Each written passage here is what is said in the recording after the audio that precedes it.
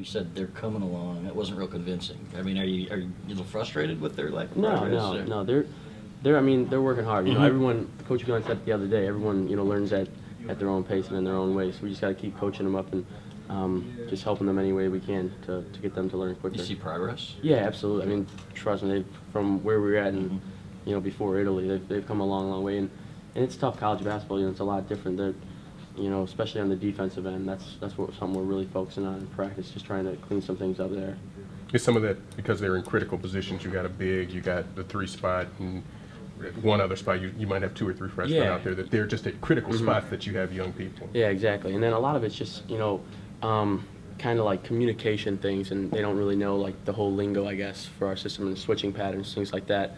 So just is like the more they study up on that, and as a coach, just kind of just feed it into their brains, they'll pick it up. I have no doubt. Or they'll run a lot. Yeah, they might have to run to the stairs, but we all have to do that, so it's all right. Have there been times when you've been maybe running one of the units out there in a scrimmage or whatever it might be, and you look around and realize that there's 3 or 4 freshmen, with you, and you don't really know what's going on? No, absolutely. Actually, yesterday it was funny you said that, because yesterday we were doing like defensive situations, and we were guarding the scout team, and I looked around, it was me and the 4 freshmen, and we were struggling a little bit defensively with some of the concepts, this and that, and the coaches, I mean, they can't really get frustrated, they're just trying to coach them up as quick as they can. That's something, me and the other veteran guys have to do as well. So that was you were running the scout team?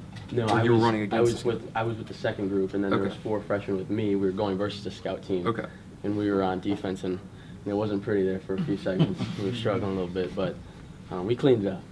With DJ, is it just when he gets it, it'll be really good because he's got so many physical tools that he brings to the table? Yeah, obviously you guys seen him in the game. He's so versatile, and he moves well. He can handle the ball. He can guard. He can rebound. So he just brings a lot of things to the table that we haven't really had in the past. Including the hair.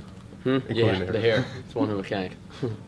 Spike, can you talk a little bit about your first game? These guys are getting ready to experience it. Just what you remember from your first game and kind of how you felt prior to that. I was really nervous, because I actually, in the first exhibition, I ended up starting, and I was like, I wasn't ready for that, obviously.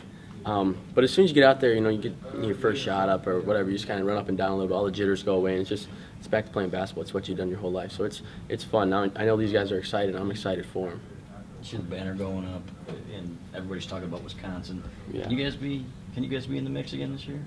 I think so. Definitely. That's something, we got a long way to go, but I mean, that's the expectation, compete for championships. That's what we strive to do here at Michigan. So just going to keep working and let the rest take care of itself. That was a banner your first game, too. They raised a banner your first, so it was 2 years ago? The exhibition? Well, no, the banner for that previous year. Oh, yeah, because they won the Big Ten the year before. Right, so what was that like, looking at your first game they're throwing a banner up there? Yeah, no, That's what you're coming into. It was really cool, and I shared a story earlier.